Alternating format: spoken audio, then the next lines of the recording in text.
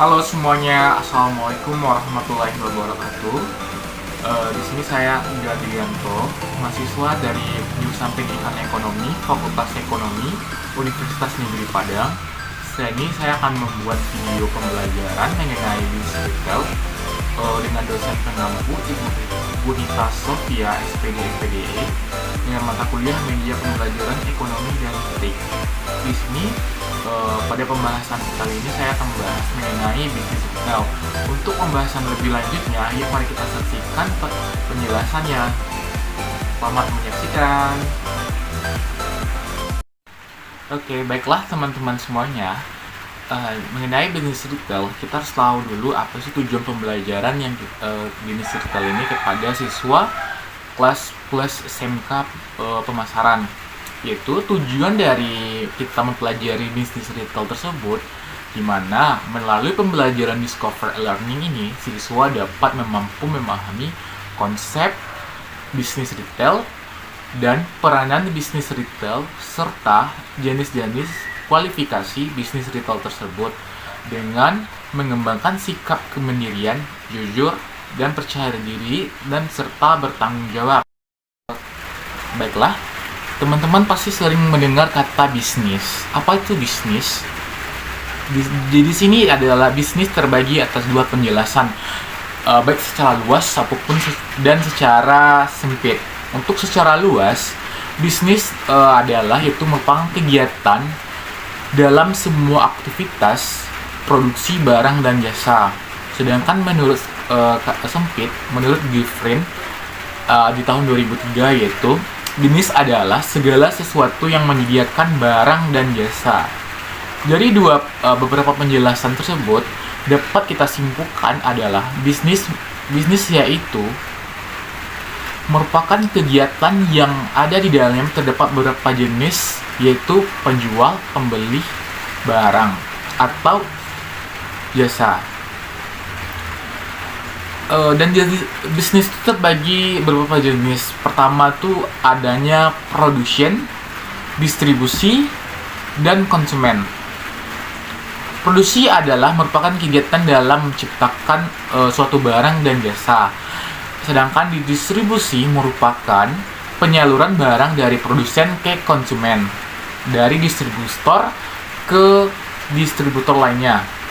Sedangkan konsumen yaitu rantai terakhir dari barang konsumen sebagai penggunaan barang atau jasa.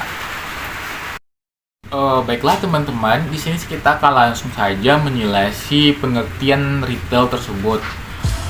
Jadi retail adalah merupakan salah satu bisnis dalam pemasaran barang atau jasa yang kegiatannya mengencer barang. Dalam bisnis retail ini, target utama yaitu adalah konsumen sebagai pengkonsumsi, bukan distributor untuk dijual kembali. Bisnis retail ini sudah lama berdiri dan sampai dengan perkembangan zaman mulai dikenal oleh kalangan masyarakat luas. Sebagai pemilik bisnis retail disebut dengan perintel. Yang kedua adanya karakteristik retail. Dalam karakteristik retail terbagi atas 3. Yang pertama adalah pengelompokan berdasarkan unsur-unsur, yaitu dengan digunakan retail untuk memuaskan kebutuhan konsumen. Dan retail dibagi lagi menjadi beberapa kelompok. Yang pertama adanya jenis barang yang dijual, perbedaan dan keanekaragaman barang yang dijual, adanya tingkat layanan konsumen, dan harga barang. Dari unsur-unsur tersebut juga bisa dikelompokkan lagi. Yang pertama adanya supermarket tradisional. Pasti terpikir oleh banyak teman-teman apa sih supermarket tradisional, dan seperti adanya pasar, toko-toko kecil, toko-toko kelontongan yang menjual makanan, daging, serta produk-produk makanan lainnya dengan dibatasi seperti mereka di penjualan tradisional ini lebih membatasi barang-barang yang dijualnya.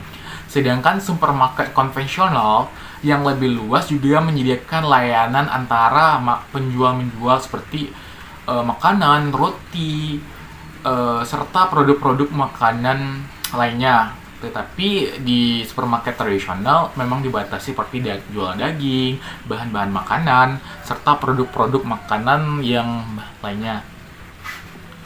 Yang kedua adanya big box retail, di mana big box retail ini sudah setelah perkembangan zaman lebih dari 25 tahun, supermarket mulai berkembang, di mana pada format big box format big box retail ini terdapat beberapa jenis supermarket, yaitu supercenter, hypermarket, dan Warehouse Club.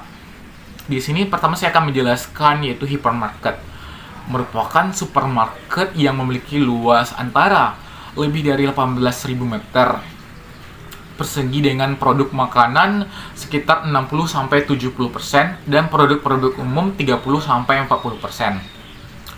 Hypermarket ini merupakan salah satu bentuk supermarket yang memiliki persediaan lebih sedikit dibandingkan supercenter, yaitu 25.000 item yang meliputi produk makanan, perkakas, peralatan olahraga, furnitur, dan perlengkapan rumah tangga. Dengan demikian, hypermarket adalah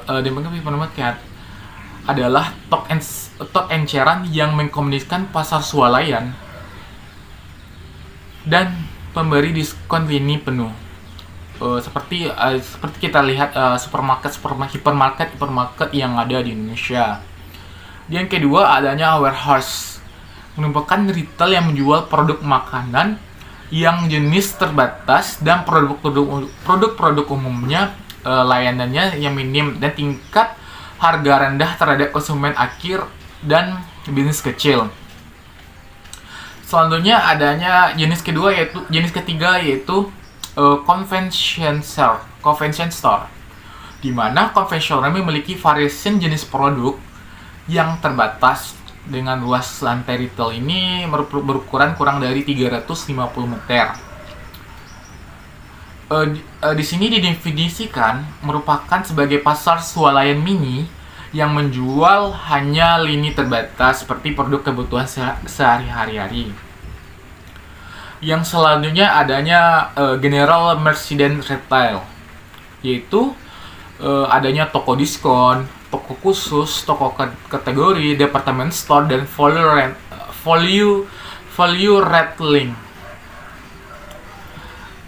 Yang kedua adanya pengelompokan berdasarkan sarana atau media yang digunakan, seperti adanya penjual melalui toko, penjualan tidak melalui toko. Adapun beberapa jenis retail yang tidak melalui toko sebagai berikut. Yang pertama tuh retail elektronik, katalog dan pemasaran surat langsung. Yang ketiga ada penjualan langsung. Yang keempat adanya televisi home shopping. Yang kelima adanya vending merchant retailing. Yang ketiga adanya pengelompokan berdasarkan kepemilikannya, seperti pendirian toko tunggal atau mandiri. Yang kedua yaitu jaringan perusahaan serta warabala. Baiklah, kita pembahasan selanjutnya yaitu perkembangan bisnis retail yang ada di Indonesia. Yaitu pada akhir-akhir ini banyak diminati oleh konsumen karena efisiennya tertara dalam hal-hal barang, tetapi juga tidak ditinggalkan secara langsung bisnis retail tradisional. Bisnis industri retail ini dibagi menjadi tiga. Yang pertama yaitu adanya pasar tradisional, minimarket, dan supermarket atau hypermarket. Masing-masing mempunyai berbagai aspek. Yang pertama yaitu kekurangan serta kelebihan dari masing-masing sektor tersebut. Yang pertama tuh dari segi harga barang. Kalau di pasar tradisional, barang-barang yang dijual memiliki perbedaan harga yang cukup signifikan. Harga di pasar tradisional bahkan bisa sepertiga harga yang dijual di pasar di supermarket dengan kualifikasi seperti barang-barang bahan-bahan mentah atau bahan makanan dan sayur-sayuran. Yang kedua adanya tawar-menawar. Kalau di pasar tradisional kita bisa melakukan tawar-menawar dengan sampai dengan harga yang ditetapkan dan disepakati antara penjual dan pembeli. Jika kita pintar, kita akan mendapat tawaran yang lebih murah. Kalau kita belanja di supermarket atau hypermarket, kita tidak bisa melakukan tawar-menawar. Selanjutnya adalah diskon, di mana banyak kita ketahui di sejumlah penjualan di seperti supermarket menawarkan diskon-diskon yang menarik, sehingga membuat para konsumen membeli dan membeli barang tersebut. Beda lagi dengan pasar tradisional. Pasar tradisional tidak ada diskon-diskon, tetapi kita bisa melakukan teknik tawar-menawar. Selanjutnya adanya kenyamanan. Untuk urusan kenyamanan ini, berbelanja di pasar benar memang jauh lebih nyaman ketimbang berbelanja di pasar tradisional, karena berbagai supermarket ini memiliki area yang lebih luas, bersih dan rapi, dilengkapi dengan pendingin ruangan. Serta kalau kita belanja di tradisional, kita sama tahu kita akan penjual yang ramai, serta banyaknya ada yang kotor-kotor atau segala hal yang berupa seperti itu. Yang kelima, adanya kesegaran produk. Untuk produk-produk seperti daging, ikan, sayur-sayur jauh lebih segar ketimbang untuk produk makanan seperti bahan daging, sayur, ikan itu lebih segarnya di pasar tradisional dibandingkan di pasar modern seperti supermarket. Karena di tradisional ini secara langsung kita bisa langsung membeli ikan yang segar di tempat penjualnya dan daging-daging yang masih segar. Kalau kita di supermarket sudah dikemas di pendingin makanan, jadi tidak lagi segar. Dengan demikian, produk-produk yang dijual itu terjaga kesegarannya. Kalau untuk produk makanan, produk umum seperti makanan, kita lebih nyaman berbelanja di supermarket. Selanjutnya, peranan bisnis retail. Oke teman-teman, penjelasan selanjutnya itu adanya peranan bisnis retail. Untuk peranan ini kita terbagi dari produsen maupun dari konsumen. Dari produsen sendiri, peranan bisnis retail itu dimana dipandang sebagai pihak ahli di bidang penjualan produk pemasaran. Yang kedua, retail adalah ujung tombak perusahaan yang sangat menentukan laku tidak lakunya produk perusahaan. Yang ketiga, retail adalah sumber informasi yang sangat berharga dan mengenai produk. Yang keempat, adanya hadiah, iklan, atau undian diberikan kepada konsumen pada retail. Untuk dari pihak konsumen, di mana bisnis retail biasanya memiliki dekat dengan target dari pasar tersebut. Misalnya konsumen kebanyakan seperti toko retail seperti Alfamart, berbagai di permukiman masyarakat. Yang kedua, adanya memberikan kemudahan bagi konsumen, karena konsumen cenderung akan membeli bisnis retail yang menguntungkan bagi mereka. Adapun yang ketiga yaitu adalah menetapkan harga yang rendah bersaing dengan pesaing lainnya agar tidak kehilangan konsumen. Yang selanjutnya, adanya bisnis retail membantu meningkatkan taraf hidup masyarakat, di mana semua yang diinginkan dapat dipenuhi oleh konsumen, sehingga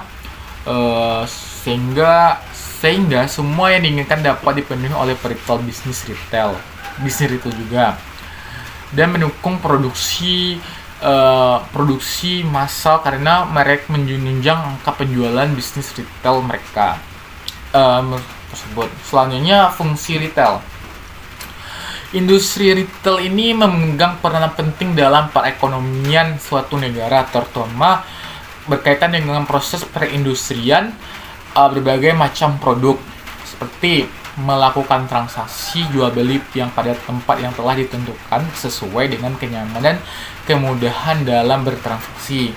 Yang kedua, Perita memberikan pilihan terhadap konsumen untuk memilih barang yang akan dikonsumsi agar dapat menemui kepuasan puncak konsumen. Yang ketiga, adanya Perita tidak hanya mengincar barang per satuan tetapi juga menjual dengan jumlah yang banyak. Yang keempat, Perita diharapkan dapat membuat kemasan yang lebih menarik.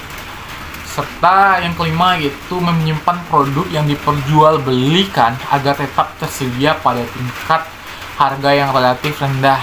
Selanjutnya, penyaluran produk melalui sistem distribusi. Yang ketujuh, memberikan layanan yang maksimal seperti pernah jual dan keluhan pelanggan. Yang kedelapan, memberikan fasilitas kredit dan fasilitas sewa. Dan yang ketujuh, adanya meningkatkan nilai produk. Yang kesembilan adalah meningkatkan produk.